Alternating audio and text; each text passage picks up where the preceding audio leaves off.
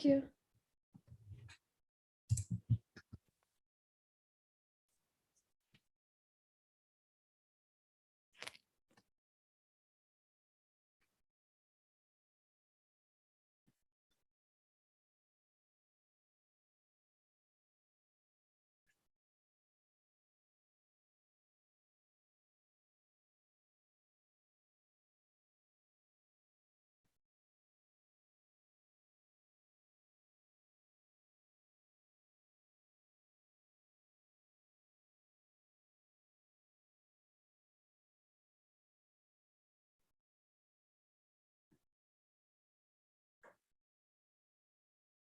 Hi, everyone. Warm wishes to all of you on this Data Privacy Day. I hope you're having a great time. Now I would like to welcome you all to the World Cybersecurity Forum session on changing notions of data privacy in different nations. My name is Megha Ahuja, and I'm a practicing advocate at the Supreme Court of India and also the program head of Department of Cyber Affairs at the World Cybersecurity Forum. And I will be serving as your moderator today. This session has been organized by World Cybersecurity Forum to enhance your knowledge regarding developing data privacy laws of different countries. As you all know, World Cybersecurity Forum is a globally prestigious cyber consultancy and web community that tends to create awareness in regard to various internet issues and goes as a wellspring of techno-legal information for professionals, students, teenagers, and middle-aged civilians around the globe. As a dedicated cybersecurity platform, WCSF has been catering unbiased information to professionals on the countless security challenges that they come across every day. With our increasing reliance on the internet, the concept of data privacy appears to be recognizable to everyone, even if most netizens prefers to ignore it. Many institutions and businesses make money by selling the personal data of their customers to the insurance firms, credit card companies, ad agencies, and others. Despite being aware of all the negative repercussions, netizens place their data privacy at the bottom of their priority list. Countries are developing new regulations or revising current ones to protect their netizens and their data. So, this Data Privacy Day, the World Cybersecurity Forum is hosting a webinar titled Changing Notions of Data Privacy in Different Nations to analyze the evolution of data privacy laws in various countries and how they have developed over time. Talking about the speaker, Ms. Debbie Reynolds, popularly known as the Data Diva, is a world renowned technologist, thought leader, and advisor who specializes in global data privacy, cyber data breach response, and complicated cross functional data driven initiatives. Ms. Reynolds is an internationally recognized author, speaker, and a prominent media figure in the fields of global data privacy, data protection, and emerging technology. Now, without any further delay, I would like to call Ms. Reynolds to take the session forward. Well, thank you very much to the World Cybersecurity Forum for having me present today. Happy Data Privacy Day. My work intersects between law and technology. So I will talk about at high level some statistics and information about sort of where I think we're going, and then highlight a couple of big things that are happening in certain areas of the world that call attention, as well as talking about areas of technology that are emerging and that will have impact on privacy. So, since I've been introduced very nicely, I don't have to do that. Let's skip that slide. So I'm going to start with some statistics related to privacy. So the worldwide data privacy regulation is expected to increase exponentially. So currently, they say about half of the world's population is covered by some personal data privacy law, whether it be national, state, or local. And within the next few years, those regulations will continue to move forward. Okay. Data created over the next 3 years will be more than data created over the past 30 years. So there is also exponential growth in data in terms of the amount of data that is being collected. Not only that, we have so many new and emerging technologies. We have more people, for example, going onto the internet. We have more types of devices that are collecting data that was never collected before. And then, there are all these companies out there that want to be able to use this data, whether it's for a good purpose or a bad purpose. But I think the thing to keep in mind is that with all this data, it requires more power in terms of computing, and also companies to be able to turn that data into insights. So those are things, because of the exponential data increase, the exponential increase of regulation. Those are things that are really top of mind, or should be, for people coming up. Hi, Ms. Reynolds, are you sharing your Yes. screen? Have you Oh, shared? am I? Oh my goodness, hold on for a minute. I thought I was. Second here. Let's see. Oh my goodness, no, I wasn't. Sorry. Let me go here. All right. Did you want me to move back to where I was, or you want to start here? No, we can start from here only. And Okay. it is visible. Can you see my screen now? Yes, yes. Great. So 60% of privacy professionals find compliance with laws governing cross-border data flows their most difficult task. So as there are more laws around the world, there are more regulations related to sort of data, cross-border data transfer, it just makes the world a lot more complicated. So as we know, a lot of people are doing business across borders. Even if companies don't have a physical presence in certain countries, the business community is getting accustomed to, whether large or small, all the different regulations that they have to follow as it relates to the privacy landscape. And because that landscape is changing so rapidly, it creates more complexity for organizations, but then also creates more risk for individuals. All right, so I want to talk about some key developments of privacy around the world. Obviously, we don't have time today to talk about, every new law or every new development, but I thought I'd highlight some of the high level things that are happening now that are top of mind in the global community as it relates to data privacy and the types of things that people need to really be thinking about in terms of trends and things. So let's talk about India. India is actually one of my favorite countries to talk about related to privacy. So India is the world's largest democracy. It has more people in India than the US and the EU combined. And so businesses are looking very closely at India in terms of what's happening with their you all's data protection law. So as you all know, you have a pending personal data protection bill that is hopefully to be passed soon.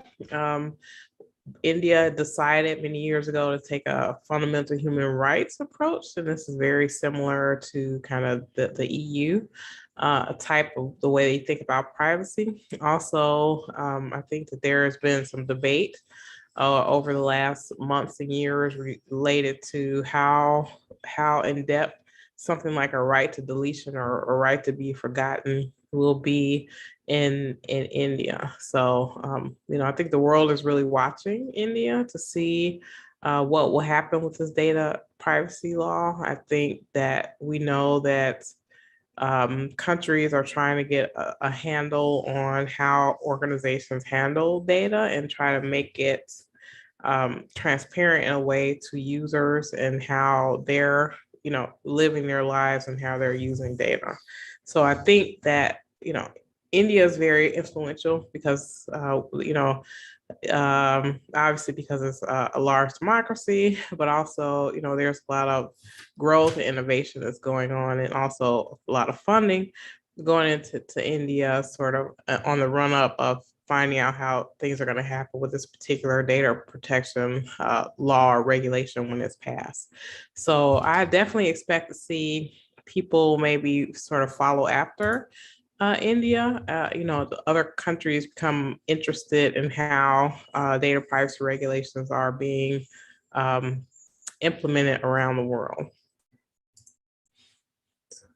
So let's talk a little bit about what's happening in Europe. So in 2018, Europe passed, in terms of full enforcement, the General Data Protection Regulation.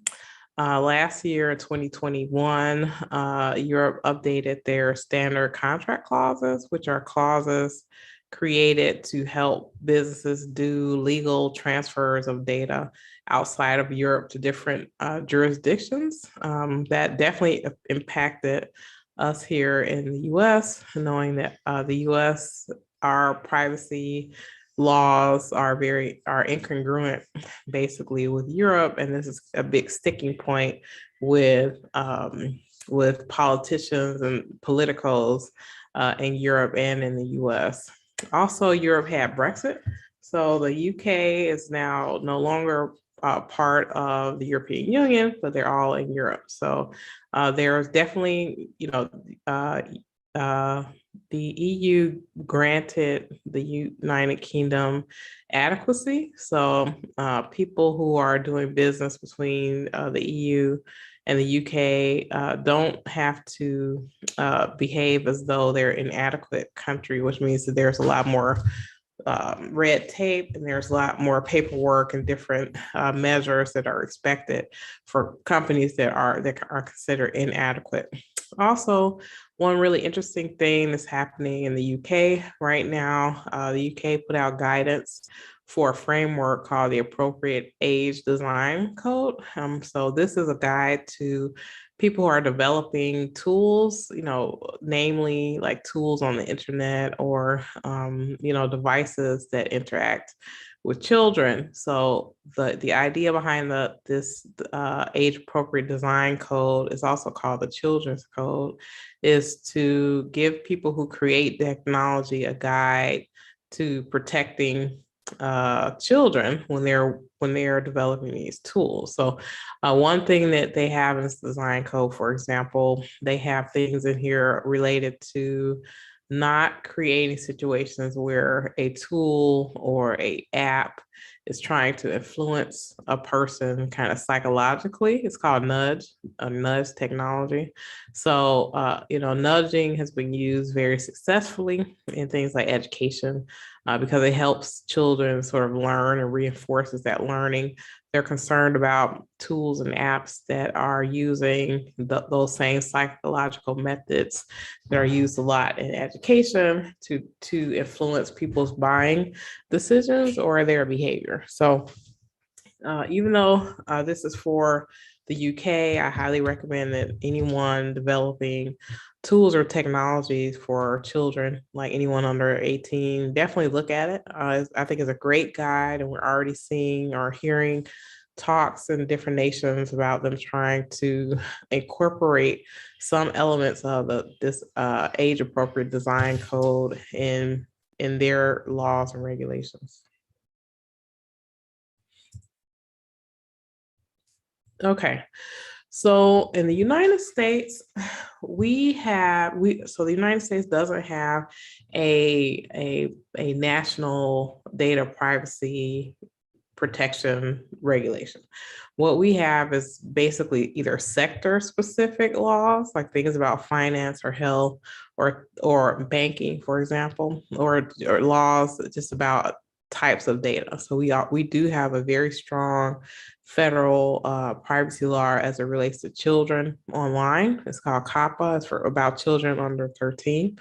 But what we're seeing in the US now, there hasn't been a lot of forward movement towards actually implementing any data privacy regulation on the federal level, even though we see a lot of bills that have been drafted, but they've not been passed.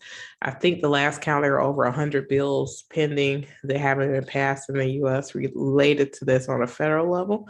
But in the meantime, while this is happening on the state level, in the US, there are many states and even cities that are passing their own laws related to privacy of consumers. So in the US, our privacy rights are mostly consumer based.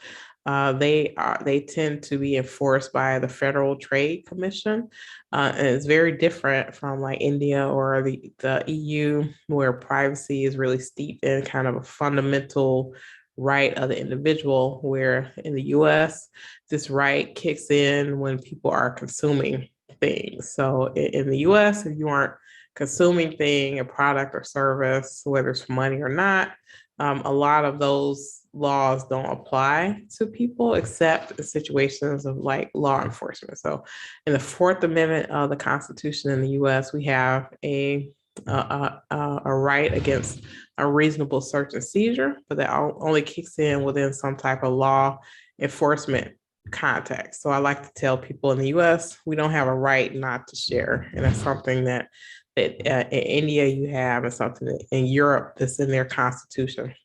So one thing that we're seeing, so previously in the US, privacy has been very much kind of a notice thing with companies. So previously, companies, like if they collected data, they never needed consent. A lot of times they would just say, except for like outside of like health or finance or credit reporting, a notice would be fine. So it would be fine for a company to say, we're collecting your data and this is what we're going to do with your data. What we're seeing on a state level, laws are being passed, and three that I can, well, at least four that I can mention right now in the US, and that's the state of California, Virginia, Colorado. Also, I'll mention Illinois. I'm in Illinois in Chicago. Illinois has a law called the Biometric Information Privacy Act, and currently it's the most stringent biometric law in the world right now. So it has very high fines. It has very steep ways that biometric capture is calculated in terms of these fines. As a matter of fact, Facebook last year paid a settlement out to the state of Illinois based on their facial tagging feature in Facebook. And I think they settled this case for $650 million, but it was calculated that if Facebook had gone forward with this case and lost, they could have lost $35 billion. So it's this law, even though it's just about biometric information, is pretty significant. But the thing that all these laws that are being passed in the US have in common is that they're moving toward more consent requirements for certain types of data, especially around things that people consider like sensitive data. So data about people's health or well-being, biometric data. So biometric data is not something in the past that people, were readily giving out, right? So the fact that we now have a lot of technologies that are asking for this and is collecting this is creating more situations where the notice from people, it isn't sufficient. So a notice won't be sufficient if companies, for example, are collecting biometric information. We're seeing this a lot with technologies. Like, for example, there are technologies that use fingerprints and when people are at work to tell whether they're at work or not, right? So these are kind of readily available, commercially available things that almost anyone, anywhere, any company could use and implement. But in the US, in certain states, they're starting to say, well, if you as an organization are using this type of data, you need to, a notice is not enough. You have to give consent. And then also one of the things that these laws are bringing in is a requirement related to transparency and sort of how, like, for example, third party data transfer is a big issue. So if I give my data to a company, when that data decides to give my data to another company, whether they sell it or not, these laws are trying to bring in a consent element where the individual has to know, not just know, but there may be a consent element there before their data gets transferred So we're definitely seeing states leading the charge. I think there are going to be a lot more states in the US to pass laws before we ever get anything done on a federal level. So in China recently passed their personal information protection law, PIPL, and a data security law. So these two laws work together. So one is more about kind of the privacy of individuals, and one is about the security of data. The thing about this particular law, people were kind of shocked about this because a lot of times when people think about privacy, they don't think about China, but China has their laws very steeped in consumer privacy, not necessarily human privacy, and that's very similar to the U.S. In fact, so this particular law or regulation is about how businesses handle data of people in China. One thing, a couple of things that I'm seeing, not only in China, but sort of APAC or Asia Pacific region, that a lot of laws are bringing in things around data localization. So there are certain things, and I'm sure you're familiar in India. India's had very strong data localization laws for many years related to banking. But we're seeing in China a lot of China and other countries, in Asia Pacific, really bring in, well, two things. One is, a focus on some elements of data which they do not want to leave the country, and then a focus on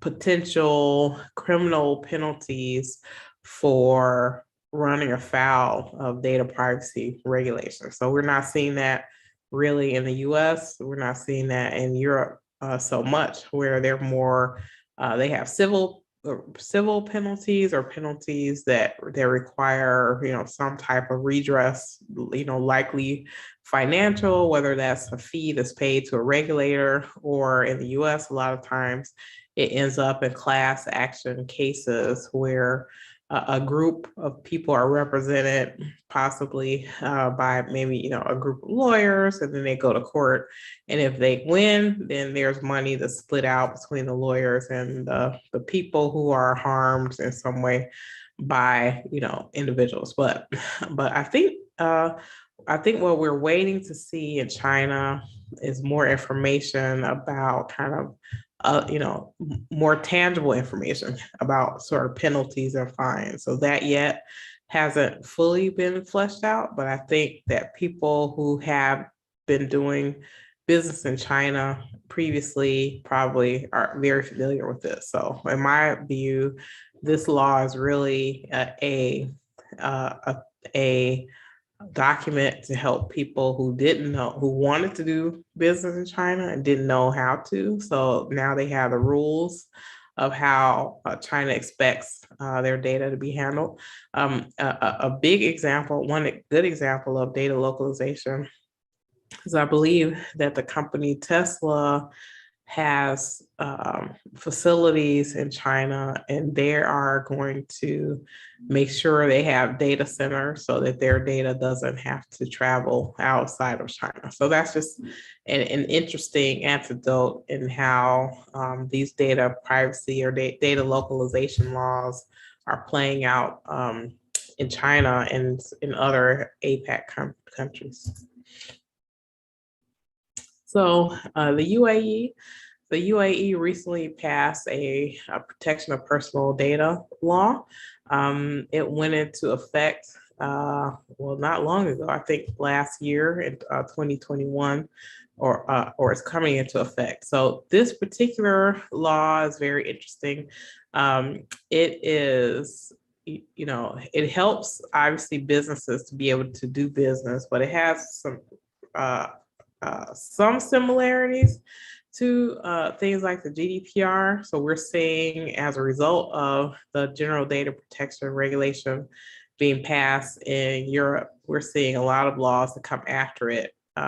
Maybe not emulate it exactly, but some of the language in it is similar. So a lot of these laws have things about data controllers, who are maybe the companies or organizations who maybe are first party data holders, and data processors, who are the people the data is given to for whatever reason, whether it's a sale or to help them do some type of business process. And so these things typically have some level of consent. They have some level of notice. I thought it was the UAE has something similar to the GDPR about records of processing, where you have to detail who has data, what they're doing with it. But one thing in the UAE that's different than kind of the GDPR in terms of record of processing is that it requires more detail in records of processing. So people really need to take a closer look at that. Also, the UAE's privacy law doesn't exactly have the same legal basis that that data transfers have in the EU. So for companies looking to compare and contrast between sort of EU data privacy regulation and UAE, if companies, like for example, this is a very consent heavy law. So if there are other legal basis of processing that that companies use that weren't centered around consent, they may have to find other ways to be able to transfer data, or again, not transfer data at all as a result of maybe some data localization.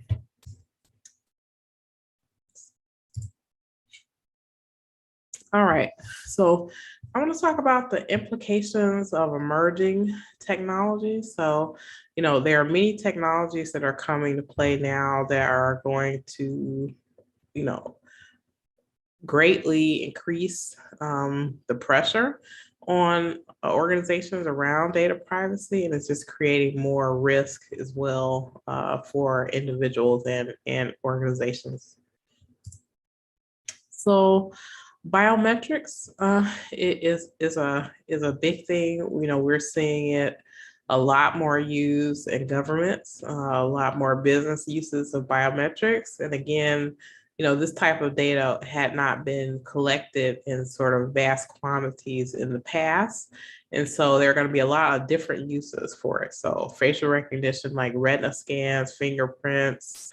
There are new types of biometrics being created, like gait recognition, sound waves or light through bodies, all types of different things. So I think because there are so many different types of biometrics and so many uses, we're seeing, a rapid pace of technology creating these types of biometric systems for uses for a lot of things around identity, especially as it relates to kind of finance or financial stuff. So we obviously see that in India. We see that in the many other places that are trying to leverage biometrics, partially because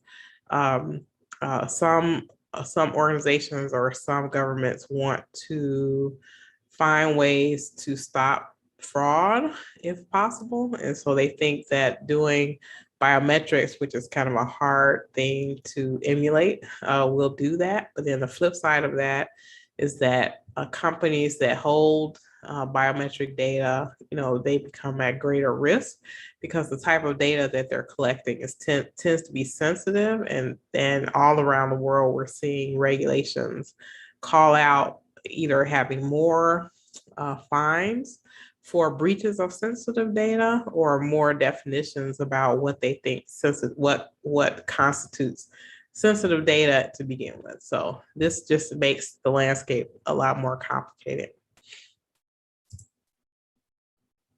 All right.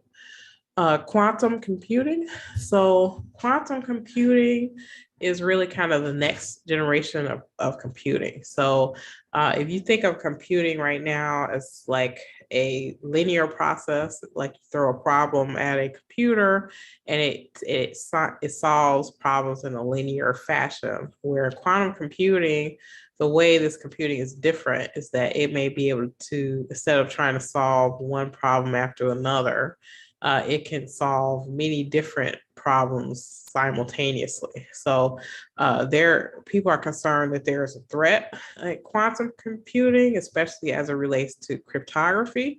So some cryptography is built in a way that the cryptography can be broken, but it's harder to break now, right? But with quantum computing and its ability to solve problems in a simultaneous ways, people are concerned that the quantum computing will be able to easily break current types of encryption models. So there are many organizations, there are international organizations like NIST that are tackling this problem, creating frameworks for organizations that are looking to quantum proof their cryptography, so that cyber criminals aren't able to, find ways to be able to harm individuals. Also, there's a concern about quantum computing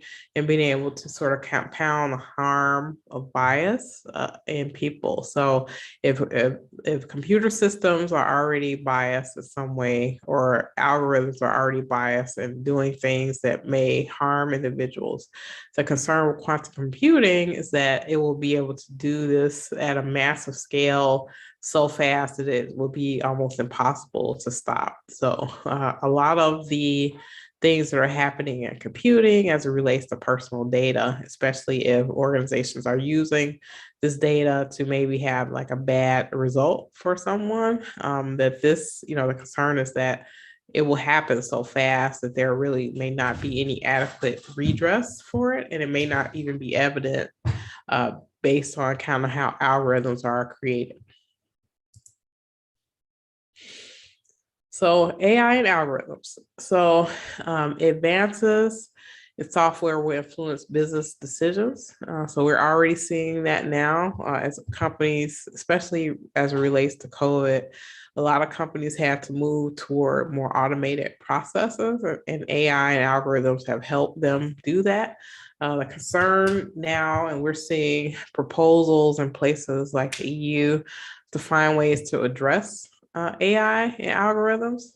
The problem there is that algorithms may not be as transparent to individuals, especially in cases where decisions are being made about someone and it's not clear how those decisions are made. So, an example of something like this is happening in the EU right now.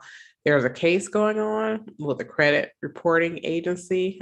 There was a fellow in Europe that was trying to apply for a utility account, and he was denied credit to get that account. And when he inquired through this credit agency, they said that the only information that they had about the person was their name, their sex, and their address. So the company didn't have any information about this person's, ability to pay, had no credit history, but he was yet denied credit. So that is the concern with algorithms. So if there's really no information within systems about the credit worthiness of someone, their concern in this case, how can an algorithm deny someone something, based on what basis? So there's a lot of talk. Yeah, I don't know. You probably heard a lot of people talk about ethics in AI and visibility in AI and explainability. That's going to be a huge thing because organizations are rapidly using AI, and obviously I'm a technologist, so I like to see people do things in technology, but then also I want to make sure that people are doing things in a way that are helping people and not harming them. So being able to really have more transparency in AI is something that we're going to see a lot of. And so in the US, we have a couple of states that have passed a few laws related to AI. In the US, we have one in Illinois. It's the AI Act related to interviewing. So there's technologies when people do interviews like this, like on Zoom or on video, where there's artificial intelligence analyzing an individual and analyzing their behavior, their responses, their intonation, something about their facial features and things like that. And so in Illinois, it's illegal to use those algorithms without kind of the knowledge of the person before they actually do those interviews. So I think we're going to see a lot more places, whether they be state or local or national, try to come up with frameworks about transparency in AI to make sure that these algorithms aren't doing things that will harm people. All right, autonomous objects. So autonomous objects, including autonomous vehicles, but then also other things. So that may be robots, Internet of Things. Basically, what we're talking about are internet connected devices that may do something, right? So these devices are, because they had never been created before and they're now internet connected, they're collecting a lot more information than ever was collected before. A lot of these objects will have to communicate with one another. So they may be sharing data about individuals. And so the concern there with privacy is, what data is being transmitted and shared, where that data goes, what happens with that data, and then how that impacts individuals. So we're going to start to see hopefully a lot more regulation and a lot more laws about what is acceptable in terms of how autonomous objects collect data, what they collect and why they collect it, and then also kind of the retention of data. So this is data retention is a big issue in privacy laws.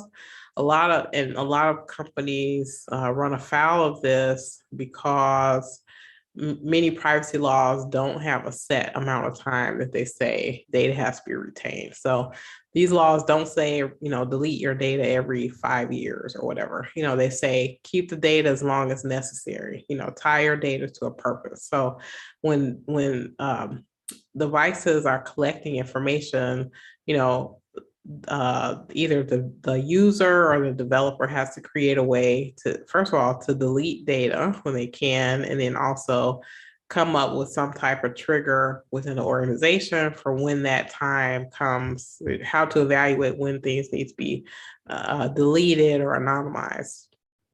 Also, I will say that, anonymization isn't as easy as some people say it is, but anonymization in some ways may be legally acceptable in certain jurisdictions, and it may actually help people better comply with data privacy regulations and lower their risk. All right, so the metaverse. So the metaverse, I know a lot of people have heard a lot talk about the metaverse lately. The metaverse will be a fourth dimension. Okay, so it'll be like instead of you having to go to a computer or go to a phone, or even though this picture is about someone using like a virtual reality headset, companies developing technology in the metaverse want you to be able to interact with things as you go about your day without actually having to go to a computer. So that may mean like these autonomous objects around people. It may mean sensors and there are things that have chips in it that are, gathering information and also helping you interact with things as you sort of go and do whatever it is that you want to do. So creating like immersive experiences, creating experiences where there may be a extra layer on top of things that you're interacting with. Maybe you're wearing glasses, you'll see, have shadows or different things that you're looking at. So there are going to be a lot of future uses for a kind of metaverse type of technology. And I like to tell people that kind of the metaverse really is technology just trying to find out who you are and where you are. So there are a lot of uses of the metaverse. We're going to see more in things like education or employment. So employment, let's say you have to go to a training at work. Instead of you sitting and watching a video, you may be asked to put on the goggles or something and maybe role play in a scenario, right?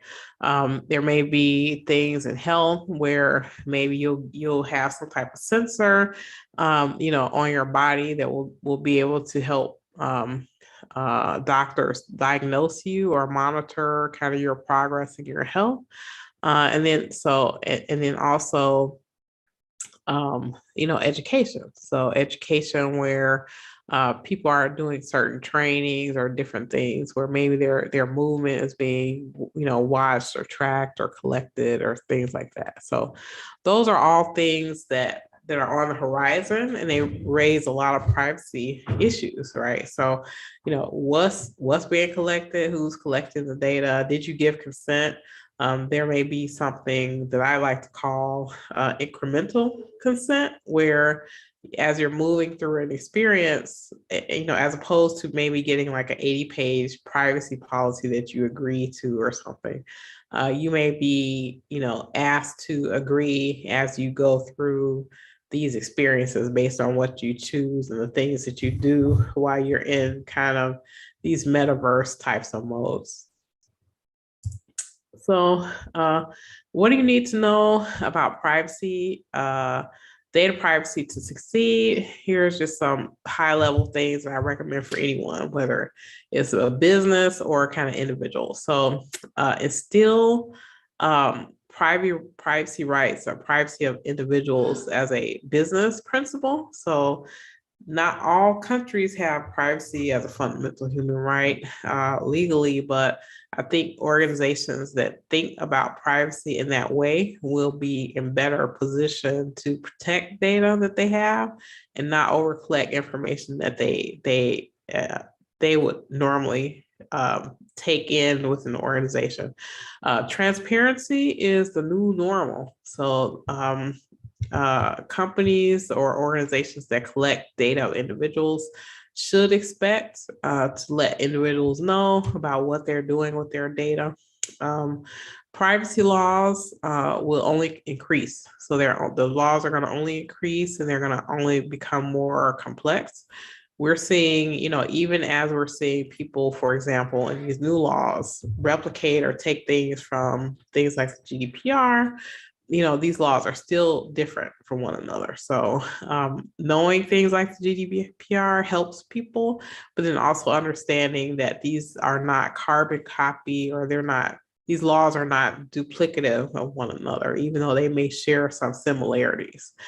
Customers' jurisdictions help people focus their privacy regulations. So when organizations are looking at privacy in different jurisdictions, or looking at or being overwhelmed, I would say, about privacy, think about where your customers are, where people are that you have their data, and then focus your attention on those areas. I also tell people, not every law is going to apply to you. Certain locations may have opt-outs or carve-outs for different organization types, like maybe non-for-profits or companies that have data of a certain number, a threshold for how much they make within a year, or how many customers they have. And it sort of depends by jurisdiction. So organizations really need to look at that very closely.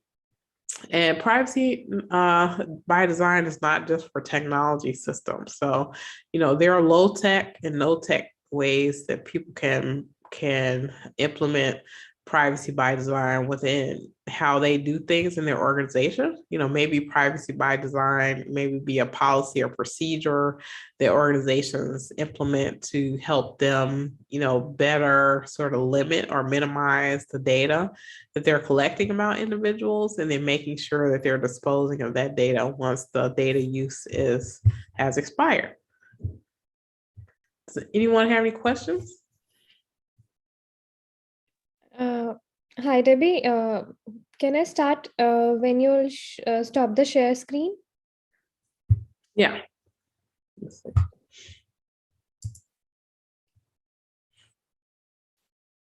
Yes. Yeah, so thank you for this wonderful presentation. And next is that we have received some questions from the audience that we took while they registered, and we have chosen 2-3 questions from them. If you will allow, let me ask. Okay. Okay, so firstly, I would like to ask you that what are some requirements as per the UAE's personal data protection law in context of cross-border transfers? I'm sorry, say the question one more time. Yes. So I am asking you that what are some requirements as per the United Arab Emirates personal data protection law in context of cross-border transfers? Yeah. So, cross-border transfers in many of these countries, they want them limited, right, to what is actually necessary.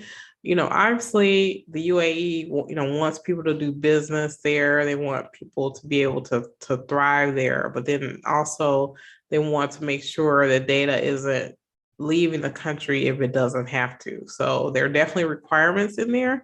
I haven't looked at it for a couple of weeks exactly, but I think what one of the things that's going to be tough for organizations to adjust to is that this law, and also the China law, the law in China, really puts consent, as a very prominent feature of this law. So what we've seen in the past, many companies have tried to use consent as like the last resort because it's harder to do, right? Consent is hard because people can revoke consent, So, as opposed to saying, giving someone a notice and then having them opt out, having to ask for someone's consent beforehand will be a challenge. It's not as difficult as maybe it would be like in the EU, so the EU is very, very much consent driven. This is consent driven too, but then there aren't as many legal bases to transfer data in this law. I hope that answered your question. Yeah. Thank you so much. My next question is that would you like to share shed some light on the localization and transfer of data of core and important data under the data security law of China, and how it is different from the GDPR? Yeah.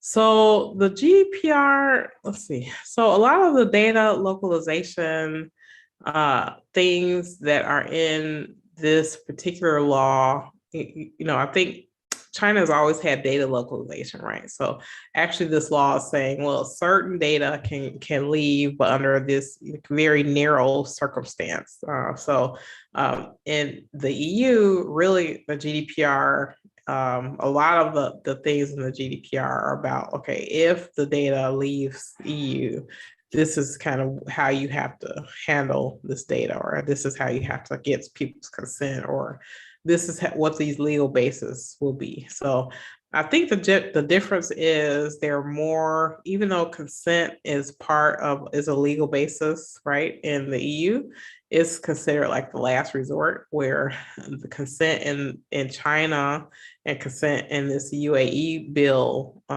is very prominent.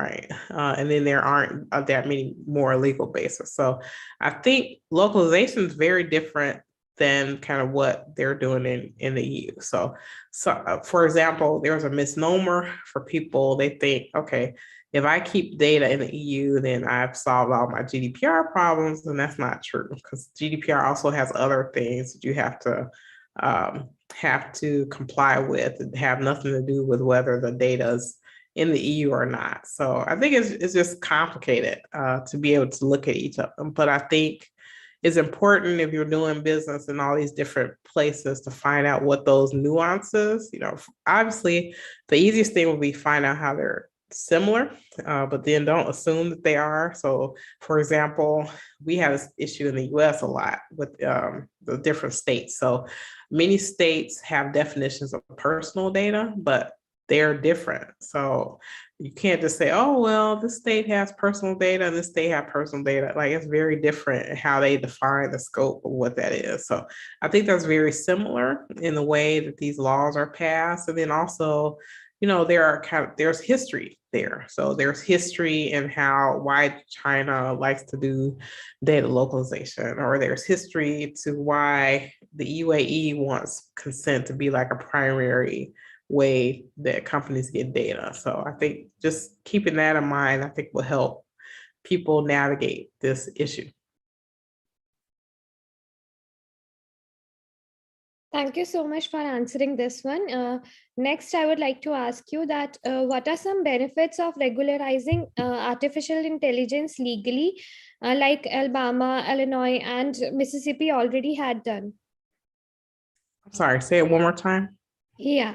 So the question is that what are some benefits of regularizing AI legally, like Alabama, Illinois, and Mississippi has already done?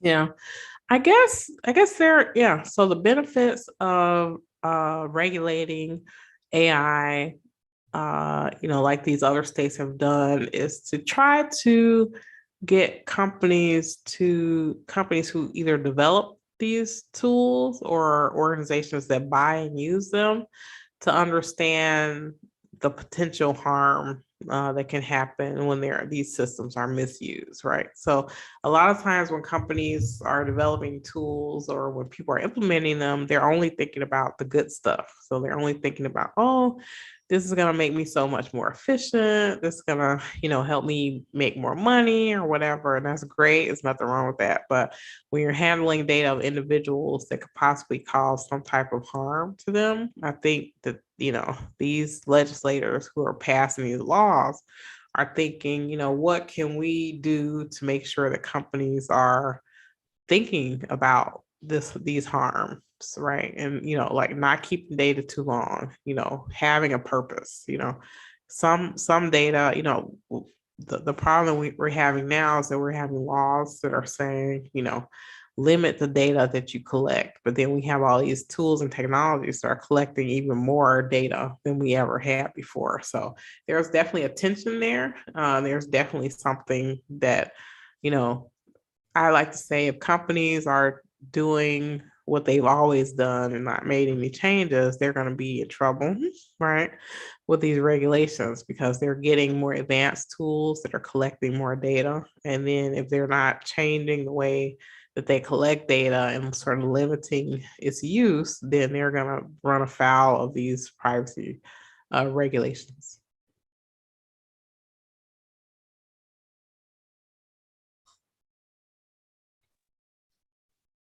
Thank you so much for answering this one too. Lastly, I like to ask you that what are your views on pre-crime? Do you think it is a fair practice to perform by the authorities? Yeah, I'm not a fan of PreCrime. So I know I saw, for anyone who saw that movie Minority Report, PreCrime is real. That's a real thing. It's not fake. So a lot of companies are selling AI systems that they say predicts whether someone's going to do a crime or not, and I am not a fan of it at all. So the issue is, this goes back to kind of bias and discrimination or something like that. So, what is it that the algorithm is doing that they think that they can predict what's going to happen in the future, right? So the future is not going to be like the past. So all the thing, if the only thing the AI is doing is saying, okay, we think that someone who lives in this area, right, it's 50% more likely to commit a crime. To me, that's completely biased, right? Especially if you're trying to make a decision about someone. Like that doesn't mean anything, or how is it that if you live in a certain area, that means that you're gonna commit a crime? That's ridiculous. So I think, I want to see a lot more transparency in those types of systems. I don't think people are gonna stop using them. So I think the best way we can tackle the situation is to create more transparency and then, put these people to task about how they're using these systems. So for me, I don't think that these systems should be used in kind of high stakes situation. And the problem is, I think people have an idea about, abdicating their human responsibility to a machine or algorithm. So there has to be human thought and human judgment there, because I don't think an algorithm can do that.